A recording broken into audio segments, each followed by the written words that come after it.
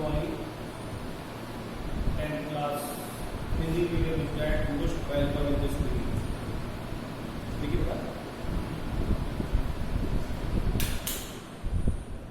कल के वीडियो में हम बात कर रहे थे बेटा रदरफोर्ड का परमाणु मॉडल, जिसे हम कहते हैं रदरफोर्ड का स्वर्णपत्र प्रयोग और उसी को कहते हैं अल्फा कण प्रकीर्णन प्रयोग। उस वीडियो में हमने देखा कि अर्नेस्ट रदरफोर्ड ने सन 1911 में एक अपना परमाणु मॉडल प्रस्तुत किया। उस परमाणु मॉडल में उन्होंने एक सोने की पतली पन्नी ली जिसकी मोटाई लगभग 10⁻⁷ मीटर या 100 नैनोमीटर थी। ठीक है, मैं वापस रिपीट कर रहा हूं, आप सुनेंगे उसमें भी बहुत ऊंचा जाता है, कक्षा 9 में भी आपने पढ़ रखा है। उस सोने की पतली पन्नी पर उच्च ऊर्जा वाले अल्फा कणों की बमबारी की। अल्फा कणों की बमबारी करने पर देखा कि प्रेक्षण क्या मिले, तो उसके मैंने आपको 3 प्रेक्षण दिखाए। सबसे पहला प्रेक्षण कि अधिकांश अल्फा कण सीधे निकल गए, यानी सोने की जो पतली पन्नी थी उस पन्नी से बिना टकराए और वो सीधे निकल गए। ठीक है। दूसरा आपने लिखा कि कुछ कण अपने पथ से विचलित हो गए, और तीसरा आपने प्रेक्षण लिखा कि 20,000 में से एक कण ऐसा था जो अपने पथ पर यानी 180 डिग्री के कोण पर वापस चला गया। तो उसको रदरफोर्ड ने कहा कि ये तो ऐसा है जैसे कि कोई 14-15 इंच का गोला हम किसी टिश्यू पेपर पर फेंके और वो गोला टिश्यू पेपर से टकराकर हमें ही चोटिल कर दे, हमें ही नुकसान पहुंचा दे। ऐसी घटना उन्होंने बताया। इन प्रेक्षणों के आधार पर निष्कर्ष निकाला। निष्कर्ष के भी 3 महत्वपूर्ण बिंदु निकले। पहला, परमाणु का अधिकांश भाग खोखला होता है, खाली होता है या रिक्त होता है, इसलिए अधिकांश कण सीधे निकल गए। ये पहला निष्कर्ष था। ठीक है, तो आपने रदरफोर्ड के परमाणु मॉडल में प्रेक्षण पढ़ा, फिर निष्कर्ष पढ़ा। दूसरा निष्कर्ष आपने पढ़ा कि कुछ अल्फा कण अपने पथ से विक्षेपित हो गए या विचलित हो गए। इससे ये पता लगता है कि उन पर कोई प्रबल प्रतिकर्षण बल लगा होगा जिसके कारण टकराकर वो कुछ कोण बनाते हुए निकल गए। ठीक है। तीसरा हमने जो पॉइंट पढ़ा उसका निष्कर्ष निकला कि परमाणु का धनावेश, परमाणु के धनावेश का आयतन उसके कुल आयतन की तुलना में बहुत कम होता है, अतः धनावेशित आयतन को नाभिक कहा। क्या कहा? नाभिक। और उस नाभिक का जो व्यास है वो 10⁻⁻15 मीटर होता है, जबकि परमाणु का आकार 10⁻⁻10 मीटर होता है। तो इन निष्कर्षों के आधार पर फिर परमाणु मॉडल प्रस्तुत किया। तो निष्कर्षों के आधार पर रदरफोर्ड का जो परमाणु मॉडल पड़ा, उसमें पहला जो मॉडल का पॉइंट था वो आपने लिखा कि परमाणु का संपूर्ण धनावेश और उसका संपूर्ण द्रव्यमान उसके केंद्र में होता है, जिसे नाभिक कहते हैं। क्या कहते हैं बेटा? नाभिक कहते हैं। दूसरा आपने पॉइंट पढ़ा कि परमाणु का अधिकांश भाग रिक्त होता है। परमाणु का भाई पहला पॉइंट ये कि परमाणु का संपूर्ण धनावेश और उसका द्रव्यमान उसके केंद्र में है, जिसे नाभिक कहते हैं। ठीक है। दूसरा पॉइंट आपने ये पढ़ा कि परमाणु का अधिकांश भाग खाली होता है। परमाणु का अधिकांश भाग खाली होता है, जिसमें चारों ओर इलेक्ट्रॉन चक्कर लगाते हैं। ठीक है। और जब इलेक्ट्रॉन वृत्ताकार पथ में चक्कर लगाते हैं तो इन वृत्ताकार पथों को कक्ष या ऑर्बिट कहते हैं। ठीक है। फिर हमने तीसरा पॉइंट पढ़ा कि परमाणु उदासीन होता है। इसका मतलब परमाणु में धनावेश और ऋणावेश का मान समान वितरित होता है, इसलिए परमाणु विद्युत रूप में उदासीन होता है। तो यहां तक हम पढ़ चुके थे, यानी हमने बात की थी रदरफोर्ड का परमाणु मॉडल। रदरफोर्ड का परमाणु मॉडल। तो देखिए बेटा, इसमें आपने सबसे पहले तो पढ़ा प्रयोग। क्या किया? सबसे पहले प्रयोग किया। फिर आपने प्रयोग का क्या पढ़ा? प्रेक्षण। पहले प्रयोग, फिर प्रयोग का प्रेक्षण पढ़ा, जिसके 3 बिंदु लिखे। फिर आपने इसका निष्कर्ष निकाला। क्या निकाला? निष्कर्ष। और निष्कर्ष के आधार पर पढ़ा परमाणु मॉडल। ठीक है, तो देखो अलग अलग क्वेश्चन बन रहे हैं। आपसे पूछा जाए रदरफोर्ड का परमाणु मॉडल समझाइए, तो आपको पूरा करना है। ठीक है, और सिर्फ आपसे कहेंगे रदरफोर्ड के प्रयोग का प्रेक्षण लिखे तो प्रेक्षण लिखना है, निष्कर्ष पूछे निष्कर्ष लिखना है, परमाणु मॉडल पूछे परमाणु मॉडल लिखना है, कमियां पूछे तो कमियां लिखनी है। और सौर मॉडल, जो परमाणु रदरफोर्ड का परमाणु मॉडल है, इसे सौर मॉडल प्रतिरूप भी कहते हैं। क्यों कहते हैं वो अभी मैं इस वीडियो में पढ़ाऊंगा। ठीक है, तो अलग अलग 3 क्वेश्चन बन गए, और वो भी प्रयोग पूछे तो प्रयोग को चित्र द्वारा बताना है। जैसे पूछे रदरफोर्ड के परमाणु मॉडल को चित्र द्वारा, ये समझाइए में चित्र सहित पूरा वर्णन करना है।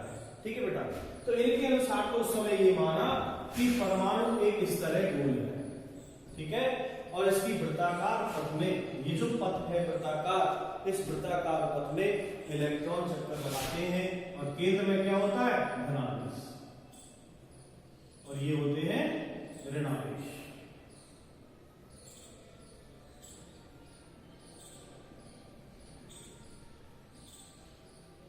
ठीक है, इस तरह ये रदरफोर्ड का परमाणु मॉडल है। तो ये तो इसका क्या है? नाभिक है, और नाभिक में क्या है? प्रोटॉन, और ये इलेक्ट्रॉन, और दोनों समान है, इसलिए ये कैसा है? उदासीन।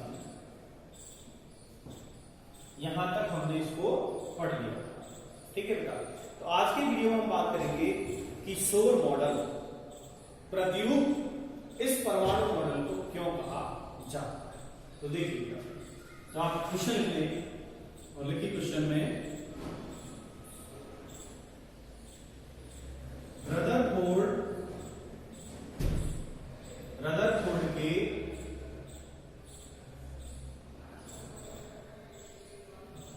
परमाणु मॉडल को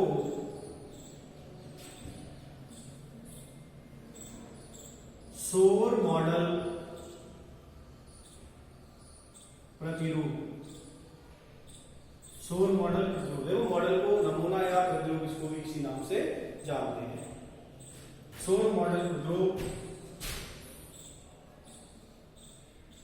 क्यों कहा जाता है? ठीक है, अब हम लिखेंगे इसका आंसर। सौर, जो नाम है यहां पर सौर, सौर का मतलब है सूर्य, सौर का मतलब सूर्य। तो सूर्य से इसकी क्यों तुलना की? इसलिए तुलना की कि देखो परमाणु का केंद्र नाभिक है, और नाभिक में पूरा द्रव्यमान केंद्रित है, संपूर्ण धनावेश केंद्रित है, और उसके चारों इलेक्ट्रॉन चक्कर लगा रहे। अब आप सौर मंडल को याद करिए। सौर मंडल में क्या है कि ये सूर्य है। क्या है? सूर्य। और सूर्य की चारों ओर निश्चित कक्षा में कौन चक्कर लगाते? ग्रह। कौन चक्कर लगाते? ग्रह। जैसे बुध, शुक्र, पृथ्वी, मंगल, शनि, बृहस्पति, शनि, अरुण, वरुण, यम, जो ग्रह हैं वो इसमें चक्कर लगा रहे हैं। सूर्य के चारों ओर ग्रह चक्कर लगाते हैं।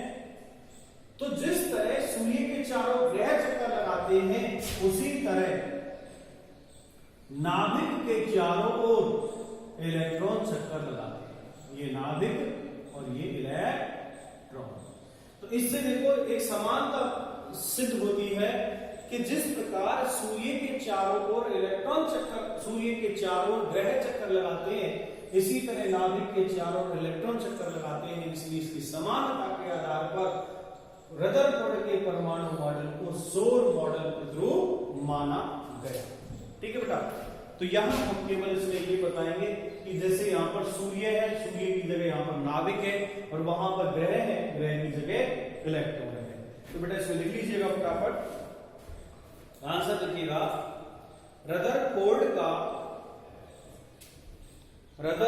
का परमाणु मॉडल, रदरफोर्ड का परमाणु मॉडल सौर मॉडल प्रतिरूप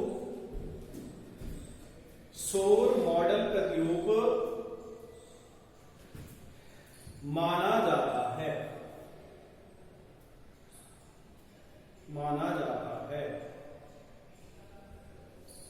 इस मॉडल में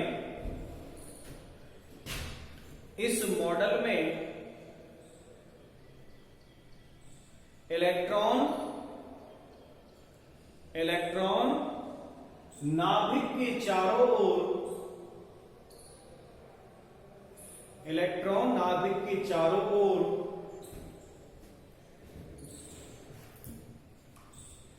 ओर निश्चित कक्षा में चक्कर लगाते हैं। कक्षा भिन्न भिन्न होती है, एक कक्षा नहीं है, भिन्न। जैसे ये इलेक्ट्रॉन वो नाभिक, फिर ये कक्षा, फिर ये कक्षा, फिर ये कक्षा, इस तरह निश्चित कक्षा में चक्कर लगाते हैं। इसी प्रकार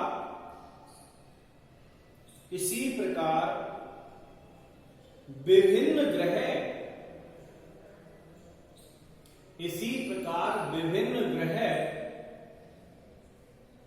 सूर्य के चारों ओर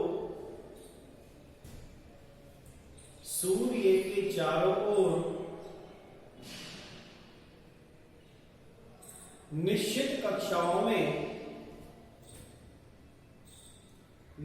कक्षाओं में चक्कर लगाते हैं। विभिन्न ग्रह सूर्य के चारों ओर निश्चित कक्षाओं में चक्कर लगाते हैं। इस प्रकार यह मॉडल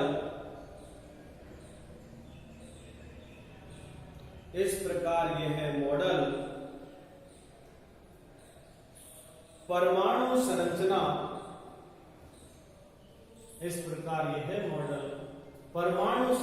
की व्याख्या करता है।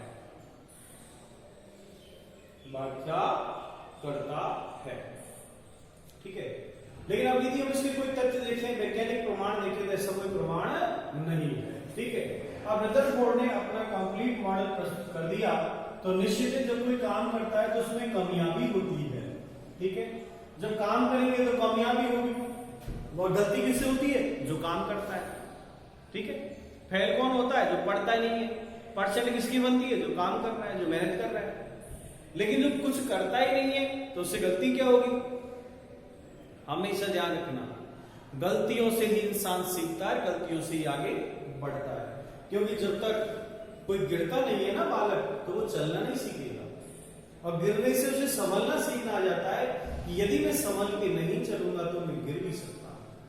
ठीक है, इसलिए लोग तो सब गिराना चाहते हैं, संभालने वाले बहुत कम मिलेंगे। इसलिए गलतियों से सीखते जाओ, अपने आप आगे बढ़ जाओगे। गलतियां करो, ये नहीं हम गलतियां नहीं करें, गलतियां हम करें, और गलतियां करने से हमें सुधार होता है। हम जितनी गलतियां करेंगे उतनी बार सुधार होता है। लेकिन गलती करते करते भी सुधार नहीं हो तो निश्चित समझ लेना बेटा कोई शारीरिक या मानसिक प्रॉब्लम है, निश्चित। फिर तो उसको अच्छे कोई डॉक्टर बैद को दिखाना पड़ेगा। ठीक है, तो गलतियों से समझ। तो यहां पर रदरफोर्ड ने मॉडल अपना प्रस्तुत किया, लेकिन उस मॉडल में निश्चित है कुछ कमियां थी, तो उन कमियों का भी जिक्र किया गया। क्योंकि रदरफोर्ड ने काम किया तभी तो कमियां निकली, लेकिन कुछ काम तो किया, इसलिए रदरफोर्ड का नाम आज हम पढ़ते हैं, क्योंकि उन्होंने कुछ किया। नहीं, बहुत सारे लोग जिन्होंने जन्म लिया वो मर भी गए और जानते भी नहीं, लेकिन जानते किसको? जिसने कुछ किया, चाहे गलत ही किया तो हम जानते हैं। ठीक है, इसलिए बताओ, गलती करो और सीखो। लेकिन गलती वो अच्छे क्षेत्र में होनी चाहिए, ऐसे नहीं किसी क्षेत्र से चुन लिया उसमें गलती करेंगे हम तो, वो गलत बात है। तो रदरफोर्ड के परमाणु मॉडल के क्या पढ़ेंगे, कमियां पढ़ेंगे, ड्रॉबैक्स, कमियां, और कमियां को सीमाएं भी कहते हैं, लिमिटेशंस, कमियां या सीमाएं, रदरफोर्ड की कमियां या सीमा। पहली कमी, टॉपिक डाल दो, रदरफोर्ड की कमियां, रदरफोर्ड मॉडल की कमियां या सीमा। पहली कमी लिखिए, पहली कमी, रदरफोर्ड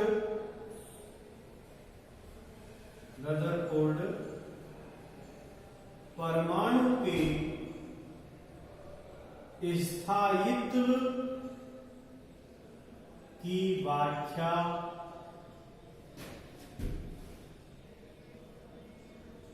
नहीं कर सका, परमाणु के स्थायित्व की व्याख्या नहीं कर सका।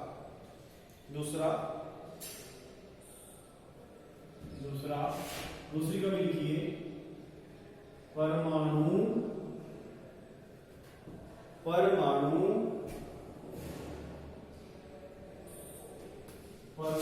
की इलेक्ट्रॉन संरचना स्पष्ट नहीं कर सका। तीसरी कमी,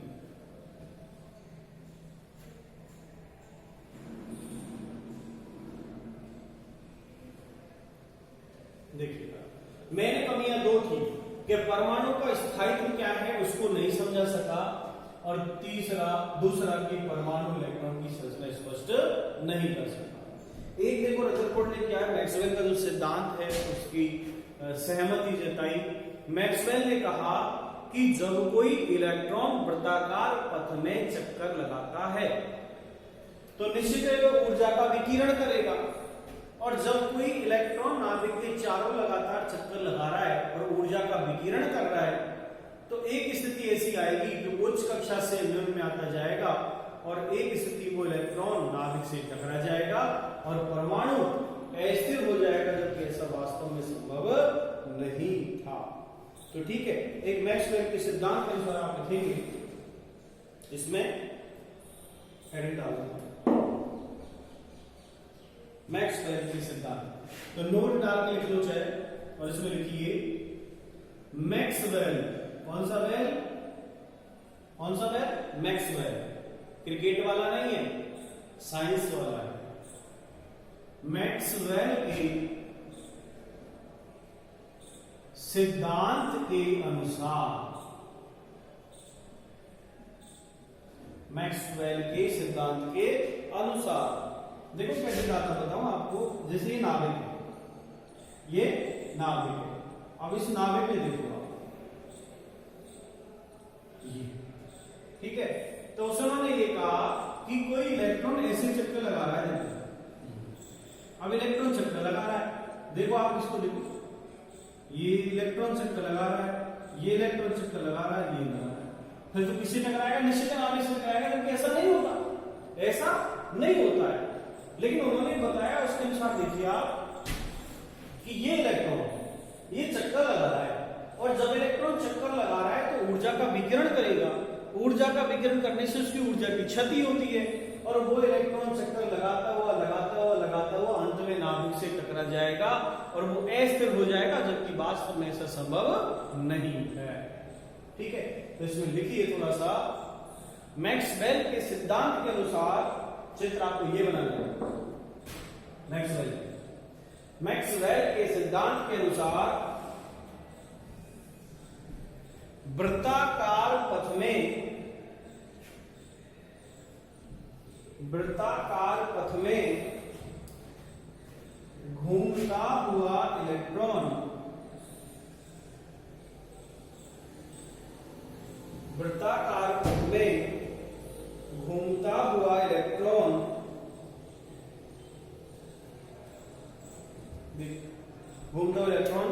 ऊर्जा का विकिरण करता है।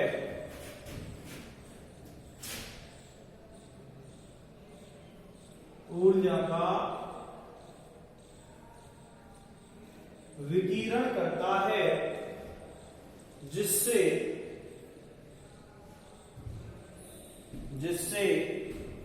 इलेक्ट्रॉन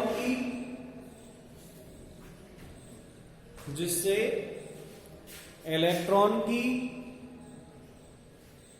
ऊर्जा कम हो जाती है, जिससे इलेक्ट्रॉन की ऊर्जा कम हो जाती है। इस प्रकार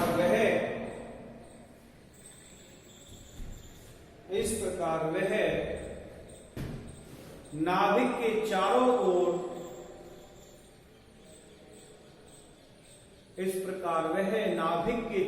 ओर चक्कर लगाते हुए नाभिक से टकरा जाएगा,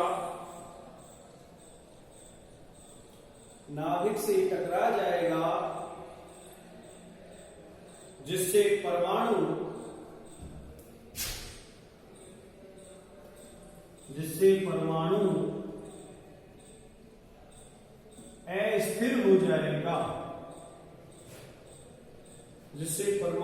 अस्थिर हो जाएगा, जबकि ऐसा संभव नहीं है।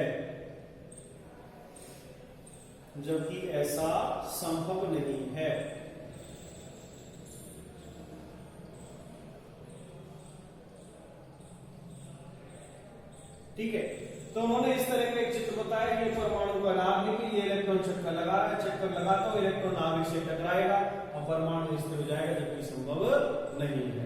तो ये बेटा आप इसमें ये वाला डायग्राम सेट कर लें, इसको बना लें। तो ये बात हुई थी रदरफोर्ड के परमाणु मॉडल। अब हम बात करेंगे नील्स बोर का परमाणु मॉडल। नील्स बोर इन्होंने सन 1913 में अपना मॉडल प्रस्तुत किया। पहले आप इस डायग्राम को कंप्लीट कर लें। अब बेटा ये समझिए, जो मैं पढ़ा रहा हूं रोजाना वो आपका होमवर्क है। ठीक है, आप इसके नोट्स प्रिपेयर कर रहे हैं, आप इसको लिख रहे हो और लिखने के साथ इसको याद करते रहे। याद करना ही मेन होमवर्क है। आप बार बार ये भी पूछे कि होमवर्क क्या है सर, होमवर्क आपका ये जो आप कर रहे हो ये होमवर्क है और उसको साथ के साथ याद करते जाना है। जैसे ऑफलाइन क्लास होगी, ऑफलाइन क्लास में मैं आपको समझाऊंगा भी, पूछूंगा भी, लेकिन बहुत तेज गति से हमें चलना होगा क्योंकि बहुत सारा कोर्स बाकी है। और जो बालक पढ़ने में एक्टिव है तो बेटा पार्ट नंबर 12 से 20 तक पढ़ने वाले पार्ट है, सरल पार्ट है, उनमें आपको चाहे नोट्स नहीं बनाना, आप डायरेक्ट उनको याद कर लें।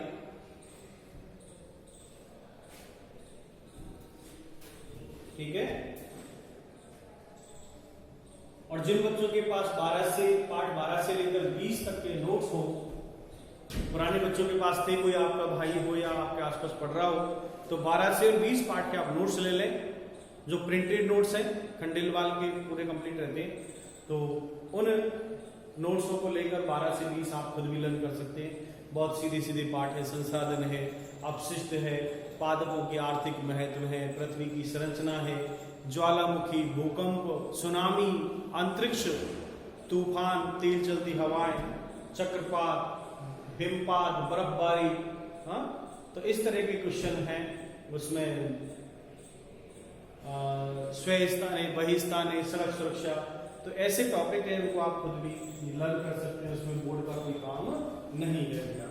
ठीक है, तो आप वो नोट्स ले लें आपके पड़ोसी से, मिलने वाले से, या खुद जाके ले लें। जो परमानेंट लाना चाहते हैं खंडेलवाल से लिया लो, पढ़ते हैं। ठीक है, रुकना नहीं है, कोई बहाना नहीं चलेगा। तो यहां हम बात कर रहे थे रदरफोर्ड के परमाणु मॉडल प्रतिरूप की। अब हम बात करते हैं नील्स बोर की परिकल्पना कि नील्स बोर ने क्या कहा। देखिए, नील्स बोर की परिकल्पना या नील्स बोर का परमाणु मॉडल।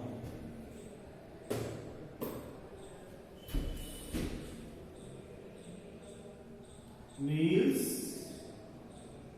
बोर की परिकल्पनाएं।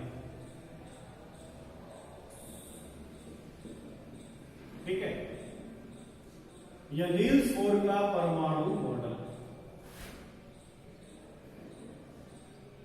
नील्स बोर का परमाणु मॉडल। देखिए, सबसे पहले नील्स बोर और बरी जो वैज्ञानिक थे, उन्होंने वास्तव में परमाणु की जो संरचना है स्पष्ट, उसको समझाने में सबसे बड़ा योगदान नील्स बोर का है। नील्स बोर ने सन 1913 में एक हाइड्रोजन परमाणु की व्याख्या की, हाइड्रोजन परमाणु का स्पेक्ट्रम बनाया और उस स्पेक्ट्रम के आधार पर नील्स बोर ने अपने मॉडल को समझाने का प्रयास किया। उन्होंने हाइड्रोजन परमाणु की संरचना, उसके स्पेक्ट्रम को समझाने के लिए अपना मॉडल प्रस्तुत किया और इस मॉडल में कहा, देखिए कि परमाणु का केंद्र उसका नाभिक होता है, परमाणु का केंद्र उसका नाभिक होता है और इस नाभिक के चारों ओर वृत्ताकार पथ में चक्कर लगाते हैं। उन वृत्ताकार पथ को नाम दिया गया विविक्त कक्षा, जिन्हें कक्षक या कोष कहते हैं, ऊर्जा स्तर भी कहते हैं। और ये ऊर्जा स्तर जो नाभिक के चारों ओर, इनको नाम दिया गया K, L, M, N और N बराबर यहाँ पर कोषों की संख्या होती है 1, 2, 3, 4 और इन कोषों में इलेक्ट्रॉन भरने का सूत्र होता है 2n²। तो बेटा देखिए, इस वीडियो में तो मैं नहीं, कल आपको एक नए वीडियो में नील्स बोर का परमाणु मॉडल को स्पष्ट करूंगा कि रदरफोर्ड के परमाणु मॉडल हाइड्रोजन स्पेक्ट्रम के आधार पर उन्होंने समझाया, इसके बारे में बात करूंगा। कल आपको रेखिक स्पेक्ट्रम भी पढ़ाऊंगा और नील्स बोर की क्या कमियां रही उनको भी समझाऊंगा। तो रदरफोर्ड की कमियों को दूर करते हुए नील्स बोर ने अपना मॉडल प्रस्तुत किया। तो बेटा यहाँ पर हम परमाणु जो सिद्धांत है वो व्याख्या पढ़ रहे, परमाणु मॉडल पढ़ रहे। आगे का चैप्टर बाद में चालू होगा, लेकिन अभी आप जैसे मैं आपको करता जा रहा हूँ कंप्लीट, आप उसी तरह उसको रेगुलर करते रहें, ठीक है। आज की वीडियो में आपने जो भी पढ़ा उसको कंप्लीटली लर्न करें, समझें और कहीं समझ में नहीं आ रहा हो तो आप मेरे से पूछ सकते हैं, ठीक है बेटा। आज की वीडियो में इतना ही। Thank you very much.